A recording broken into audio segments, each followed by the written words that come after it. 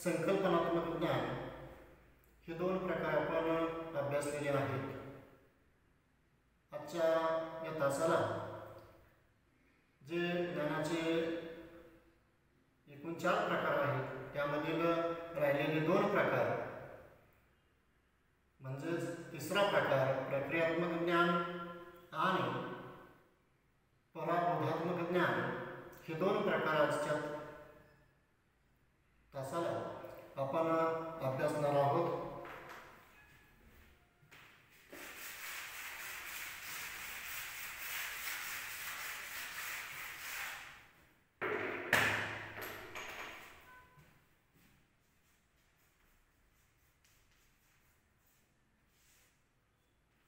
ज्ञानाचे प्रकार यामधील जो तिसरा प्रकार आहे तो म्हणजे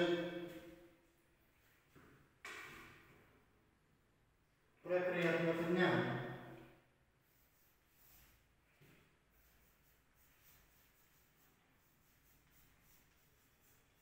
प्रक्रियात्मक ज्ञान हा तिसरा प्रकार आज आपण अभ्यासणार आहोत। तर पहा, प्रक्रियात्मक ज्ञान म्हणजे प्रक्रियेशी किंवा कृतीशी संबंधित असे ज्ञान असते। प्रक्रियात्मक ज्ञान हे जे आहे हे ज्ञान अत्यंत महत्त्वाचं असतं। शैक्षणिक क्षेत्रामध्ये शैक्षणिक जीवनामध्ये कार्य करत असताना प्रक्रियात्मक ज्ञानाला अत्यंत महत्त्वाचं स्थान असलेलं दिसून येतं। कारण शिक्षण प्रक्रिया ही शिक्षण प्रक्रियेमधील अध्ययन अध्यापन हा जो घटक आहे हा घटक हा प्रक्रियात्मक ज्ञानाशी संबंधित असलेला अत्यंत महत्त्वाचा घटक आहे। आणि म्हणून प्रक्रियात्मक ज्ञान म्हणजे प्रक्रियेशी किंवा कृतीशी संबंधित असे ते ज्ञान असते। प्रत्यक्ष कृतीशी संबंध या प्रक्रियात्मक ज्ञानाचा येत असतो। म्हणजे कोणत्या ना कोणत्या प्रकारची कृती ही आपल्याला काय झाली पाहिजे या प्रक्रियात्मक ज्ञानातून दिसून आली पाहिजे असा याचा अर्थ या ठिकाणी होतो। उदाहरणार्थ विद्यार्थी शाळेमध्ये एखादी कृती करून त्या ठिकाणी आपलं ज्ञान मांडण्याचा प्रयत्न करतो, त्याला प्रक्रियात्मक ज्ञान असं म्हटलं जातं। खऱ्या अर्थानं ज्ञान जेव्हा कृतीयुक्त किंवा कृतीशील स्वरूपात व्यक्त होते तेव्हा त्यास प्रक्रियात्मक ज्ञान म्हणता येईल। म्हणजे या ठिकाणी जे ज्ञान आहे हे प्रत्यक्ष कृतीतून किंवा कृतीशील स्वरूपात जेव्हा व्यक्त होईल तेव्हा त्यास प्रक्रियात्मक ज्ञान झालं आहे असं आपल्याला ते एखाद्या विद्यार्थ्याच्या बाबतीमध्ये म्हणता येईल। म्हणून कृतीतून शिक्षण ही जी संकल्पना आहे या प्रकारच्या ज्ञानाशी संबंधित आहे। प्रक्रियात्मक ज्ञानाशी संबंधित कृतीतून शिक्षण ही जी संकल्पना आहे ती आपण पाठीमागच्या सेमिस्टरमध्ये म्हणजे फर्स्ट सेमिस्टरमधील समकालीन भारत आणि शिक्षण या विषयामध्ये हा मुद्दा आपण अभ्यासलेला आहे। कुठे अभ्यासलेला आहे तर डेलोर समितीने जो अहवाल सादर केलेला होता त्या डेलोर समितीच्या अहवालामध्ये जे शिक्षणाचे 4 आधारस्तंभ सांगितलेले होते डेलोर यांनी, या आधारस्तंभांमधील एक कृतीसाठी शिक्षण या आधारस्तंभाची आपल्याला या ठिकाणी आठवण होते। म्हणजे जे शिक्षणाचे 4 आधारस्तंभ डेलोर समितीच्या अहवालामध्ये आपण पाठीमागच्या सेमिस्टरमध्ये अभ्यासलेले आहेत त्यामध्ये कृतीसाठी शिक्षण असा एक काय होता त्या ठिकाणी शिक्षणाचा आधारस्तंभ होता। या कृतीसाठी शिक्षणामध्ये प्रक्रियात्मक ज्ञान आपल्याला विद्यार्थ्यांच्या बाबतीमध्ये दिसून येतं। प्रक्रियात्मक ज्ञान हे मूलतः उपयोजनात्मक व कौशल्यात्मक स्वरूपाचे असते। यामध्ये प्रक्रियात्मक ज्ञानामध्ये 2 महत्त्वाच्या गोष्टी आहेत, त्यामध्ये एक उपयोजन आणि दुसरं म्हणजे कौशल्य। प्रक्रियात्मक ज्ञानामध्ये उपयोजन आणि कौशल्य या दोन गोष्टी दिसून येतात की एखाद्या विद्यार्थ्याने एखाद्या कृतीतून एखादी कृती केलेली आहे आणि त्या कृतीतून एखादी उदाहरणार्थ वस्तू तयार केलेली आहे आणि त्या वस्तूचा उपयोग त्याच्या जीवनामध्ये त्याला जर कोणत्या ना कोणत्या ठिकाणी जर झाला तर त्याच्याजवळ खऱ्या अर्थानं ते उपयोजनात्मक ज्ञान आहे असं आपल्याला म्हणता येईल. उदाहरणार्थ विविध प्रकारचे काही जे विषय आहेत, उदाहरणार्थ कार्यानुभव विषयामध्ये आपण पाहतो की वेगवेगळ्या प्रकारच्या काय केल्या जातात, विद्यार्थी वस्तू तयार करत असतात. त्या वस्तूंचा उपयोग कुठे होत असतो तर शाळेमध्ये काही गोष्टींमध्ये किंवा काही कामासाठी शाळेमध्ये त्याचा उपयोग होत असतो. उदाहरणार्थ हा जो खडू आहे, हा खडू तयार करण्याचे काम कार्यानुभव किंवा कार्यशिक्षण या विषयामधून केलं जातं. आणि मग अशा प्रकारचे जे खडू आहे हे खडू शाळेमध्ये शिक्षकांना फलकलेखन करण्यासाठी उपयोगी पडतात. आणि म्हणून विद्यार्थ्यांच्या कृतीतून काय तयार होतो, एखादा खडू तयार होतो तेव्हा त्याला विद्यार्थ्याचं उपयोजनात्मक ज्ञान त्या ठिकाणी विद्यार्थ्यांनी दाखवलेलं आहे असंही आपल्याला म्हणता येतं. त्याचबरोबर हे प्रक्रियात्मक ज्ञानामधून कौशल्य निर्मिती होत असते. विद्यार्थ्यांच्या जवळ असणारं कौशल्य हे प्रक्रियात्मक ज्ञानातून आपल्याला दिसून येतं की एखाद्या विद्यार्थ्यांच्या जवळ कशा प्रकारचं कौशल्य आहे, कोणत्या गोष्टीमध्ये विद्यार्थी निपुण आहे, कोणत्या विषयामध्ये विद्यार्थ्याचं ज्ञान हे चांगल्या प्रकारचं आहे हे आपल्याला त्याच्या कौशल्यामधून दिसून येतं. तर या ठिकाणी हे जे ज्ञान आहे प्रक्रियात्मक ज्ञान हे उपयोजनात्मक व कौशल्यात्मक स्वरूपाचे असते असं या ठिकाणी म्हटलेलं आहे. असे ज्ञान संपादन करताना सरावाला महत्त्व असते. हे जे प्रक्रियात्मक ज्ञान आहे हे प्रक्रियात्मक ज्ञान संपादन करताना मिळवताना त्या ठिकाणी सरावाला महत्त्व असते. प्रक्रियात्मक ज्ञान त्या ठिकाणी त्याचा विकास होण्यासाठी, त्याची प्रगती होण्यासाठी त्या ठिकाणी कोणत्या गोष्टीला महत्त्व असतं तर सराव हा अत्यंत महत्त्वाचा असतो. कोणतीही गोष्ट शिकत असताना, अध्ययन त्या एखाद्या गोष्टीचं कोणतेही होत असताना त्या ठिकाणी सरावाला महत्त्व असलेलं दिसून येतं. कोणतीही गोष्ट साध्य होण्यासाठी सराव हा अत्यंत महत्त्वाचा असतो. सरावाशिवाय कोणतीही गोष्ट आपल्याला साध्य करता येऊ शकत नाही किंवा चांगल्या प्रकारे समजून घेता येत नाही. उदाहरणार्थ एखादं गणित असेल ते गणित आपण शिक्षकांनी शिकवल्यानंतर वर्गामध्ये शिक्षकांनी ते गणित शिकवल्यानंतर विद्यार्थ्यांना ते कधी येणार आहे चांगल्या पद्धतीने किंवा त्यांच्या स्मरणात कधी राहणार आहे जेव्हा विद्यार्थी ते त्या गणिताचा काय करेल, वारंवार त्या ठिकाणी काय करेल, सराव करेल, तेव्हा त्याला ते गणित हे चांगल्या पद्धतीने समजणार आहे. म्हणून या ठिकाणी प्रक्रियात्मक ज्ञानामध्ये कशाला महत्त्व आहे तर सरावाला अत्यंत महत्त्व असलेलं दिसून येतं. प्रक्रियात्मक ज्ञानामध्ये कृतीतील सहजपणा, अचूकपणा, वेग व सफाई इत्यादी गुणांची आवश्यकता असते. चार गोष्टी या प्रक्रियात्मक ज्ञानामध्ये सरावाप्रमाणेच अत्यंत महत्त्वाच्या असलेल्या दिसून येतात. त्या गोष्टी म्हणजे कोणत्या की कृतीतील सहजपणा, की एखाद्या विद्यार्थ्याला एखादी कृती करायला सांगितली, एखादी वस्तू तयार करायला सांगितली. उदाहरणार्थ काय की कागदापासून होडी तयार करणे, कागदापासून ससा तयार करणे, अशा प्रकारच्या काही गोष्टी त्या ठिकाणी तयार करायला शिक्षक जेव्हा सांगतात तेव्हा त्यामध्ये जी कृतीतील जो सहजपणा आहे, सहजपणे विद्यार्थ्याला ती कृती करता येते की नाही हे प्रक्रियात्मक ज्ञानामध्ये महत्त्वाचं असतं. किती सहजपणे ती कृती विद्यार्थी करतोय या गोष्टीला या प्रक्रियात्मक ज्ञानामध्ये अत्यंत महत्त्वाचं स्थान असतं. अचूकपणा, ती गोष्ट, ती कृती किती अचूकपणे न चुकता तो विद्यार्थी करतोय किंवा ती व्यक्ती करते. या प्रक्रिया ज्ञानामध्ये सहजपणा त्याचबरोबर अचूकपणा या गोष्टीला सुद्धा महत्त्वाचं स्थान असलेलं दिसून येतं. अचूकपणा हा गुण सुद्धा या प्रक्रियात्मक ज्ञानामध्ये महत्त्वाचा मानला जातो.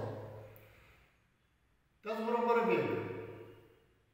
वेग हा सुद्धा यामध्ये अत्यंत चांगल्या प्रकारचा गुण किंवा महत्त्वाचा गुण असलेला सांगितलेला दिसून येतो की एखादी कृती विद्यार्थी असेल किंवा एखादी व्यक्ती असेल ती किती वेगाने त्या ठिकाणी ती कृती करते, ती एखादी वस्तू बनवते, त्याला या प्रक्रियात्मक ज्ञानामध्ये महत्त्वाचं स्थान असतं.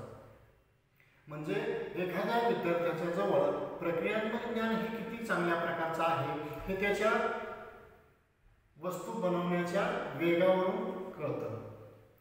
आपण पाहतो का सगळ्याच विद्यार्थ्यांची जी गणितं आहेत ती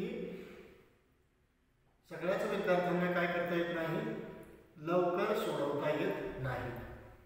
आत्ता जर वर्गामध्ये एखादे गणित विद्यार्थ्यांना शिक्षकांनी दिलं तर त्या ठिकाणी काही विद्यार्थ्यांचं काय होतं, एका मिनिटामध्ये गणित विद्यार्थी सोडवतात. काही विद्यार्थी तेच गणित 2 मिनिट त्यांना लागतं, काहींना 4 मिनिट लागतात, काहींना 5 मिनिट लागतात, काहींना ते गणित यापेक्षाही जास्त वेळ ते सोडवण्यासाठी लागतो. म्हणजेच या ठिकाणी ज्या विद्यार्थ्याचं गणित एका मिनिटामध्ये सोडवून होत आहे त्या विद्यार्थ्याच्या जवळ प्रक्रियात्मक ज्ञान हे कसं आहे, चांगल्या प्रकारचं आहे असं आपल्याला म्हणता येईल. म्हणजे त्या विद्यार्थ्याच्या जवळ प्रक्रियात्मक ज्ञानामधील असणारा जो गुण चांगला गुण आहे वेग हा चांगल्या प्रकारचा आहे असं आपल्याला सांगता येईल. त्याचबरोबर सफाई, चांगल्या पद्धतीने त्या ठिकाणी जी कृती आहे ती त्याच्याकडून झाली पाहिजे. किती प्रमाणात चांगल्या पद्धतीने ती कृती होते या गोष्टीला या प्रक्रियात्मक ज्ञानामध्ये स्थान असतं. हे ज्ञान प्रत्यक्ष कृतीतून व्यक्त होत असते. प्रक्रियात्मक ज्ञान हे कसं व्यक्त होत असतं तर प्रत्यक्ष कृतीतून त्या ठिकाणी व्यक्त होत असते. म्हणजे हे जे ज्ञान आहे हे आपल्याला त्या विद्यार्थ्यांनी एखादी वस्तू तयार केली की ती प्रत्यक्ष वस्तू कशी तयार केलेली आहे हे आपल्याला त्या ठिकाणी दिसतं. म्हणजे प्रत्यक्ष कृतीतून हे ज्ञान काय होत असतं तर त्या ठिकाणी व्यक्त होत असतं. शालेय स्तरावरील सर्व प्रकारच्या प्रात्यक्षिक परीक्षा या प्रक्रियात्मक ज्ञानाचे मूल्यमापन करतात. शालेय स्तरावरील विविध प्रकारच्या प्रात्यक्षिक परीक्षा घेतल्या जातात. मग तोंडी असेल, लेखी असेल किंवा एखादं काय प्रॅक्टिकल असेल. तुम्हाला सुद्धा प्रत्येक विषयामध्ये काय केले जातात, 2-2 प्रॅक्टिकल त्या ठिकाणी तयार करावी लागतात. पाठीमागच्या सेमिस्टरमध्ये सुद्धा तुम्ही प्रत्येक विषयाचे 2-2 प्रॅक्टिकल काय केलेले आहेत, तयार केलेले आहेत. याही वर्षी या विषयामध्ये आपल्याला 2 प्रॅक्टिकल काय करायचे आहेत, तयार करायचे आहेत. आणि म्हणून प्रात्यक्षिक परीक्षा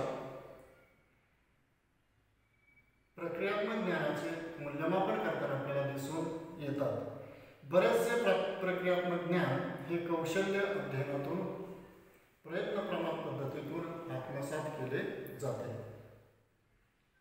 की हे जे प्रक्रियात्मक ज्ञान आहे हे कौशल्य अध्ययनातून त्या विद्यार्थ्याच्या जवळ किती कौशल्य आहे, कशा प्रकारचं आहे, तो विद्यार्थी किती प्रयत्न करून सराव करून ती एखादी वस्तू एखादी गोष्ट तयार करतोय या गोष्टीला प्रक्रियात्मक ज्ञानामध्ये महत्त्वाचं स्थान असलेलं आपल्याला सांगता येतं. बरेचसे प्रक्रियात्मक ज्ञान हे कौशल्य अध्ययनातून प्रयत्नप्रमाण पद्धतीतून आत्मसात केले जाते. तसेच व्यावसायिक शिक्षणामध्ये सर्वसामान्यतः प्रक्रियात्मक ज्ञानावर अधिक भर दिला जातो. जे व्यावसायिक शिक्षण आहे उदाहरणार्थ काय की इंजिनिअरिंग असेल, B.Ed असेल, B.Ed असेल, हे जे व्यावसायिक शिक्षण आहे या शिक्षणामध्ये प्रक्रियात्मक ज्ञानावर अधिक भर दिलेला दिसून येतो. की त्यामध्ये विद्यार्थ्यांचे वेगवेगळ्या प्रकारचे कौशल्य त्या ठिकाणी पाहिले जातात. त्या विद्यार्थ्याच्या जवळ असणारा अचूकपणा, सहजपणा, वेग, सफाई हे गुण त्या विद्यार्थ्यांच्या जवळ किती प्रमाणात आहे हे व्यावसायिक शिक्षणामध्ये जास्त प्रमाणामध्ये काय केले जातात त्याची पडताळणी केली जाते. म्हणजेच व्यावसायिक शिक्षणामध्ये जास्त प्रमाणात प्रात्यक्षिक कार्यावरती भर दिलेला दिसून येतो. आपला सुद्धा BEd अभ्यासक्रमामध्ये या ठिकाणी जास्त भर कशावरती असलेला दिसून येतो तर जास्त भर हा प्रात्यक्षिक प्रॅक्टिकलसाठी दिलेला दिसून येतो. जास्त गुण हे प्रॅक्टिकलचे आपल्याला आपल्या 4 सेमिस्टरमध्ये जर त्याची बेरीज केली आपण विद्यापीठाचे पेपर आणि प्रॅक्टिकल याची जर तुलना आपण केली तर प्रॅक्टिकलसाठी जास्त गुण असलेले आपल्याला दिसून येतात. म्हणून व्यावसायिक शिक्षणामध्ये जास्त प्रक्रियात्मक ज्ञानावरती भर दिलेला जास्त दिसून येतो. प्रक्रियात्मक ज्ञानाचा प्रत्यक्ष उत्पादकतेशी संबंध जोडला जातो. प्रक्रियात्मक ज्ञानाचा संबंध कशाशी जोडला जातो तर प्रत्यक्ष उत्पादक वस्तूशी जोडला जातो की या प्रक्रियात्मक ज्ञानातून कोणत्या ना कोणत्या प्रकारचं उत्पादन होण्याचा विचार या ठिकाणी जास्त प्रमाणामध्ये विचारात घेतला जातो की एखाद्या कृतीतून त्या ठिकाणी उत्पन्न कसं मिळेल हे या प्रक्रियात्मक ज्ञानामध्ये पाहिलं जातं. की आपण पाहतो की एखादा इंजिनियर असेल त्याने व्यावसायिक शिक्षण पूर्ण केल्यानंतर तो काय करतो त्याने प्रक्रियात्मक ज्ञान मिळवलेलं असतं आणि त्या प्रक्रियात्मक ज्ञानाच्या आधारे तो काय करत असतो तर एखादा व्यवसाय त्या ठिकाणी उभा करतो की जेणेकरून त्याच्यापुढे आपली उपजीविका तो भागवू शकेल. मग तो एखादा दुकान टाकेल किंवा एखादा गॅरेज टाकू शकतो किंवा इतर काही बिल्डिंगमध्ये तो व्यवसाय करण्याचा प्रयत्न करत असतो. म्हणून उत्पादक त्या या प्रक्रियात्मक ज्ञानामधून त्या व्यक्तीला मिळत असतं.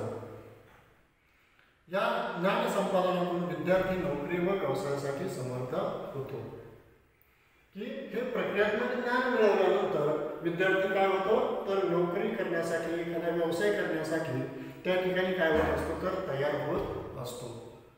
म्हणून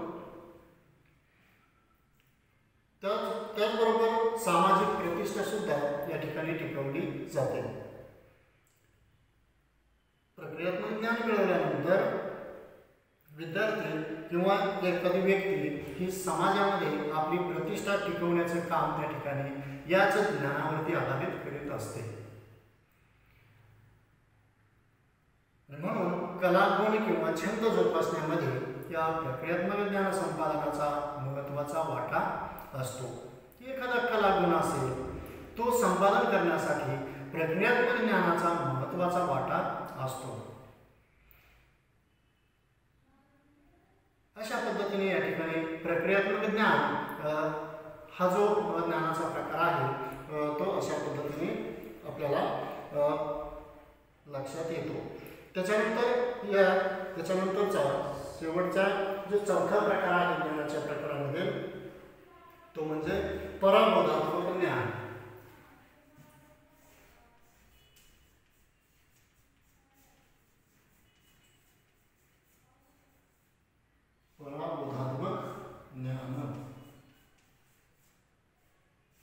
पराबोधात्मक ज्ञान हा चौथा प्रकार या ज्ञानाच्या प्रकारामध्ये तो आपल्या अभ्यासक्रमामध्ये असलेला दिसून येतो. तर पराबोधात्मक ज्ञान म्हणजे नेमकं काय आहे त्याचा अर्थ आपल्याला या ठिकाणी विचारात घेणं गरजेचं आहे. पराबोधात्मक ज्ञान या शब्दामध्ये मूळचा शब्द हा पराबोध असा आहे. म्हणजे पराबोधात्मक ज्ञानामध्ये यामध्ये मूळचा शब्द कोणता आहे तर पराबोध असा शब्द या ठिकाणी आहे. बोधाबद्दलचा बोध असे या शब्दाला म्हणता येईल. पराबोधाला काय म्हटलेलं आहे की पराबोध म्हणजे काय तर बोधाबद्दलचा बोध असं या शब्दाला म्हटलेलं आहे. या शब्दाचा अर्थ जाणण्याविषयीची जाणणे काय जाणण्याविषयीची जाणणे असा घेता येतो. म्हणजे पराबोध म्हणजे काय तर बोधाबद्दलचा बोध आणि बोधाबद्दलचा बोध या शब्दाचा अर्थ काय तर जाणण्याविषयीचे जाणणे विषयीचे जाणणे असा या ठिकाणी घेता येतो.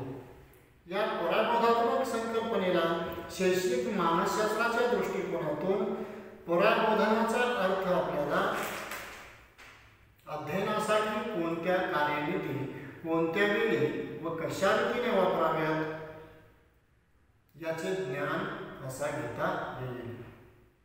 म्हणजे विद्यार्थ्यांना शिकण्यासाठी कोणत्या कार्यनीती कोणत्या वेळी कोणत्या पद्धतीने कशा रीतीने वापरल्या पाहिजे, म्हणजे एखादी गोष्ट शिकण्यासाठी कशा पद्धतीने आपण त्याची कार्यवाही केली पाहिजे, कोणत्या वेळी आपण तो एखादा घटक शिकला पाहिजे, कशा रीतीने आपण तो घटक शिकला पाहिजे, या गोष्टींचा विचार हा पराबोधात्मक ज्ञानामध्ये केला जातो.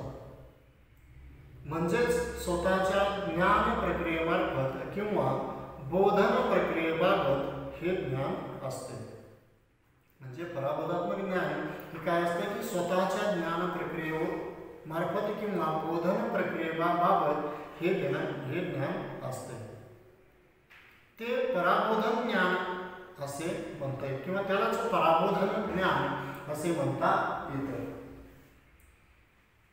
आपल्याला ज्ञान कसे होते याबद्दलचे ज्ञान होय किंवा आपल्या आकलन प्रक्रियेबद्दलचे आकलन होय की आपल्याला जे ज्ञान मिळतं किंवा आपण ज्या गोष्टी आपण शिकतो या कशा शिकतो, कुठून शिकतो, कशा पद्धतीने शिकतो, या गोष्टींचा विचार ज्या ठिकाणी केला जातो त्याला पराबोधात्मक ज्ञान असं म्हटलं जातं. आपण दिवसभरामध्ये किंवा दैनंदिन रोजच्या रोज आपण अनेक गोष्टी काय करत असतो, शिकण्याचा प्रयत्न करत असतो. तर त्या गोष्टी कशा शिकतो, का शिकतो, कशा रीतीने कशा पद्धतीने आपण ते शिकतो, या गोष्टींचा जिथे विचार केला जातो त्याला पराबोधात्मक ज्ञान असं म्हटलं जातं. आपल्याला आपण विचार कसा करतो याबद्दलचे ज्ञान म्हणजे पराबोधात्मक ज्ञान. इतकेच नाही तर आपण कसे शिकतो याविषयी समज निर्माण होणे, आपल्या शिकण्यामध्ये चूक काय आहे, बरोबर काय आहे याविषयी जाणणे होय. म्हणजे पराबोधात्मक ज्ञानामध्ये काय महत्त्वाचं आहे तर या ठिकाणी आपण एखादी गोष्ट शिकल्यानंतर ती बरोबर आहे का, ती चुकीची आहे का, किती चुकीची आहे, किती बरोबर आहे याची मूल्यमापन करणं किंवा याची तपासणी करणं याला पराबोधात्मक ज्ञान असं म्हटलं जातं. म्हणजे आपण आपल्या आकलनाच्या पलीकडे जाऊन आपण काय करत असतो, विचार करण्याचा त्या ठिकाणी प्रयत्न करत असतो. जे आपल्याला माहिती आहे त्याच्या पलीकडे जाऊन आपण काही गोष्टी जाणून घेण्याचा प्रयत्न करतो किंवा माहिती करून घेण्याचा प्रयत्न करतो, त्याला पराबोधात्मक ज्ञान असं म्हटलं जातं. असे अनेक पैलू या पराबोधात्मक ज्ञानामध्ये समाविष्ट होतात. थोडक्यात पराबोधात्मक ज्ञानामध्ये आपल्या स्वतःच्या बोधन क्रियेचा बोध अपेक्षित असतो. काय की थोडक्यात पराबोधात्मक ज्ञानामध्ये आपल्या स्वतःच्या बोधन क्रियेचा बोध अपेक्षित असतो. म्हणजे आपल्याला जे काही माहिती आहे ते जाणून घेण्याचा प्रयत्न आपण त्या ठिकाणी पराबोधात्मक ज्ञानामध्ये करत असतो. हे आपल्याच चिंतन क्रियेवर चिंतन करण्यासारखे आहे. हे आपणच आपल्या पडताळणी किंवा आपणच आपली तपासणी करण्याचा विचार हा पराबोधात्मक ज्ञानामध्ये केला जातो. की आपणच आपलं मूल्यमापन त्या ठिकाणी करत असतो की आपल्यामधील शक्तिस्थाने कोणती आहेत, आपल्यातील कमतरता, आपल्यातील त्रुटी कोणत्या आहेत हे आपणच त्या ठिकाणी काय करत असतो तर पराबोधात्मक ज्ञानामध्ये त्याची तपासणी करत असतो. याचं उत्तम उदाहरण या ठिकाणी सांगतो की आपण एखाद्या विषयाचा काय करत असतो तो बोर्डाचा पेपर त्या ठिकाणी लिहित असतो. त्या पेपरमध्ये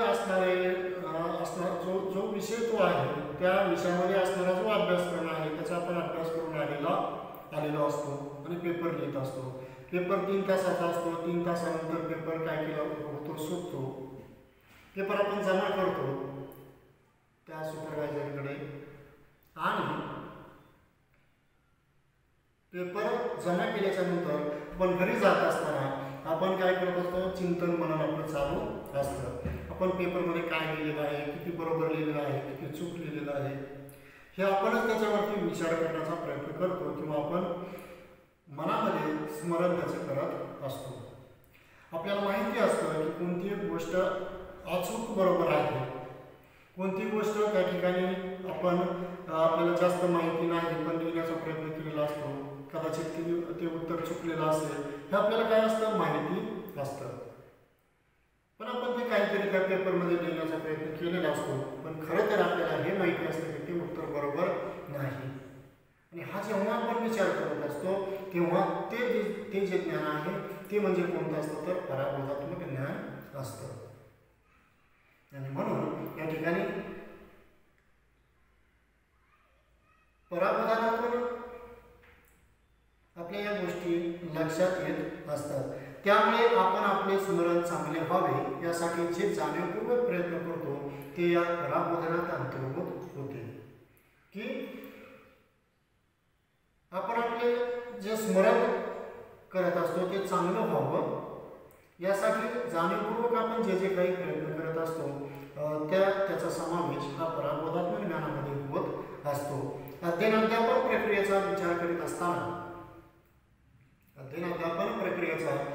करत असताना पराबोधात्मक ज्ञानाची उपयोजनात्मक बाजू लक्षात घेतली असता अध्ययनकर्त्याला स्वतःची बोधन प्रक्रिया समजावून घेता येणे ही गोष्ट महत्त्वाची असते. की अध्ययनकर्त्याला स्वतःची बोधन प्रक्रिया काय करता आली पाहिजे, समजून घेता आली पाहिजे. ही गोष्ट या ठिकाणी या पराबोधात्मक ज्ञानामध्ये महत्त्वाची असलेली दिसून येते. त्याचबरोबर स्वतःची विचारक्षमता संवर्धित करता येणे, स्वतःची विचारक्षमता त्या ठिकाणी काय करता आली पाहिजे, सांगता आली पाहिजे. आपली विचार करण्याची क्षमता किती आहे हे त्या ठिकाणी आपल्याला संवर्धित करता आली पाहिजे. ही गोष्ट या ठिकाणी या ज्ञानामध्ये महत्त्वाची असते. तसेच स्वतःचे अध्ययन प्रक्रियेचे विश्लेषण करता आलं पाहिजे. आपण ज्या काही गोष्टी आपण शिकलेलो आहोत त्याचं काय करता आलं पाहिजे, त्या अध्ययन प्रक्रियेचं विश्लेषण आपल्याला त्या ठिकाणी पराबोधात्मक ज्ञानामध्ये करता आलं पाहिजे. त्याचबरोबर त्याचं मूल्यमापन करता आलं पाहिजे. की उदाहरणार्थ एखादी गोष्ट आपण शिकत असताना अध्ययन करताना त्या गोष्टीविषयीचं ज्ञान असलं पाहिजे.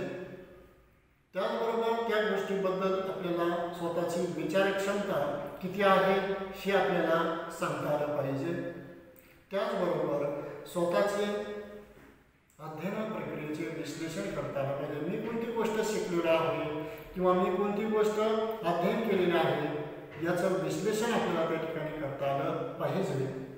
आणि त्याचं मूल्यमापन सुद्धा आपल्याला करता आलं पाहिजे की जो घटक आपण अध्ययन केलेला आहे, शिकलेला आहे, तो कितपत आपण आत्मसात केलेला आहे, किती त्याच्यामध्ये त्रुटी आहेत, किती बरोबर तो घटक आपण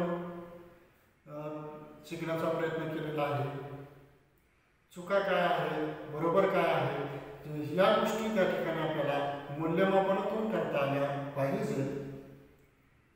यालाच पराबोधात्मक ज्ञान असं म्हटलं जातं. असा व्यावहारिक अर्थ या पराबोधात्मक ज्ञानाच्या संदर्भात आपल्याला घेता येतो. पराबोधात्मक ज्ञानाचे 3 प्रकार असलेले दिसून येतात. की या ज्ञानाचे 3 प्रकार कोणते आहेत, तर पहिला प्रकार पराबोधात्मक ज्ञान. यामध्ये पराबोधात्मक ज्ञान म्हणजे काय, यामध्ये व्यक्तीला स्वतःच्या क्रियांचा बोध होत असतो. की व्यक्ती स्वतःच्या क्रियांचा त्या ठिकाणी बोध या ठिकाणी त्या व्यक्तीला पराबोधात्मक ज्ञानामध्ये होत असतो. दुसरा प्रकार पराबोधात्मक नियंत्रण. पराबोधात्मक नियंत्रण या प्रक्रियेत व्यक्ती स्वतःच्या बोधन क्रियेवर व अध्ययन अनुभवांवर नियंत्रण ठेवण्याचा प्रयत्न करीत असते. की ज्या गोष्टी आपल्याला माहिती आहेत, ज्या गोष्टींचं आपल्याला ज्ञान आहे, त्या ज्ञानावरती ते ज्ञान स्मरणात ठेवण्याची प्रक्रिया किंवा आपण त्याच्यावरती काय करत असतो, नियंत्रण ठेवण्याचा प्रयत्न करीत असतो. की एक उदाहरणार्थ एखादा सूत्र असेल, एखादा नियम असेल, तो आपण पाठीमागच्या इयत्तेमध्ये कुठेतरी अभ्यासलेला असतो आणि पुढे त्याचा संदर्भ कोणत्या तरी एखाद्या इयत्तेमध्ये येत असतो, तेव्हा आपल्याला तो नियम, ते सूत्र पाठीमागचं काय होत असतं तर या ठिकाणी आत्ता ते आठवतं. म्हणजे आपण त्याच्यावरती काय केलेलं आहे, त्या बोधन क्रियेवरती आपण काय केलेलं आहे, नियंत्रण ठेवलेलं आहे. म्हणजेच पराबोधात्मक ज्ञानामध्ये नियंत्रण या प्रकाराला सुद्धा महत्त्वाचं स्थान असलेलं दिसून येतं. आणि शेवटचा तिसरा प्रकार पराबोधात्मक अनुभव. पराबोधात्मक ज्ञानाचा तिसरा प्रकार पराबोधात्मक अनुभव. यामध्ये व्यक्ती वर्तमान स्थितीत प्रत्यक्ष चालू असलेल्या बोधात्मक प्रक्रियेचा अनुभव घेत असते. म्हणजे सत्य परिस्थितीमध्ये जे एखादी कृती करत असताना, एखादी गोष्ट विचारात घेत असताना व्यक्ती काय करत असते की वर्तमान स्थितीत प्रत्यक्ष चालू असलेल्या बोधात्मक प्रक्रियेचा अनुभव घेत असते. प्रत्यक्ष चालू असलेली जी स्थिती आहे, कृती आहे, तिचा अनुभव घेण्याचा प्रयत्न एखादी व्यक्ती त्या ठिकाणी घेत असते. त्याला पराबोधात्मक अनुभव असं म्हटलं जातं. या सर्व गोष्टींचा विचार करता किंवा या प्रकारांचा विचार लक्षात घेता एकंदरीतच पराबोधात्मक ज्ञान हे अध्ययन प्रक्रियेत समाविष्ट झालेल्या विचार प्रक्रियेकडे चाललेले दिसते. म्हणजे हे पराबोधात्मक ज्ञान हे अध्ययन प्रक्रियेत समाविष्ट झालेल्या विचार प्रक्रियेकडे चाललेले आपल्याला दिसून येतं. व्यक्तीला आपल्या आकलनाचे नियंत्रण करणे, म्हणजे ज्या गोष्टी आपण आकलन केलेल्या आहेत, समजून घेतलेल्या आहेत, त्याच्यावरती नियंत्रण ठेवणे आणि अध्ययन पूर्ण झाल्यावर त्याचे स्वयंमूल्यमापन करता येणे. एखादी गोष्ट शिकल्यानंतर त्याचं आपल्याला काय करता आलं पाहिजे, मूल्यमापन करता आलं पाहिजे. या गोष्टी पराबोधात्मक ज्ञानाच्या कक्षेत येतात. म्हणजेच या ठिकाणी पराबोधात्मक ज्ञानामध्ये विद्यार्थी स्वतःची शक्तिस्थाने आणि त्रुटी चांगल्या प्रकारे ओळखू शकतात. की आपल्यामध्ये कोणत्या उणिवा आहेत, आपल्यामध्ये कोणत्या चांगल्या गोष्टी आहेत, आपली कोणती चांगली शक्तिस्थाने आहेत, या गोष्टी या पराबोधात्मक ज्ञानावरून आपल्या लक्षात येतात किंवा आपल्याला ते ओळखता येतं. की पराबोधात्मक ज्ञानामुळे उदाहरणार्थ एका शाळेतील वर्गातील जे विद्यार्थी आहेत त्या विद्यार्थ्यांच्याकडे असणाऱ्या चांगल्या गोष्टी कोणत्या आहेत, त्यांच्या कमतरता कोणत्या आहेत, त्यांच्या त्रुटी कोणत्या आहेत, या गोष्टी आपल्याला काय करता येतात, पराबोधात्मक ज्ञानावरून आपल्याला ओळखता येतात किंवा आपल्याला लक्षात येतात. अशा पद्धतीने या ठिकाणी ज्ञानाचे जे प्रकार आहेत आपल्या अभ्यासक्रमातील 1.2 हा जो घटक आहे ज्ञानाचा अर्थ आणि प्रकार, यामध्ये जे 4 प्रकार आहेत. कोणते? पहिला प्रकार वास्तविक ज्ञान, दुसरा प्रकार संकल्पनात्मक ज्ञान, तिसरा प्रकार प्रक्रियात्मक ज्ञान आणि चौथा प्रकार पराबोधात्मक ज्ञान. असे 4 प्रकार या ठिकाणी या ज्ञानाचे सांगितलेले आपल्याला दिसून येतात. अशा पद्धतीने या ठिकाणी हा 1.2 हा घटक या ठिकाणी संपलेला आहे. 1.3चा विचार आपण पुढील तासामध्ये करणार आहोत.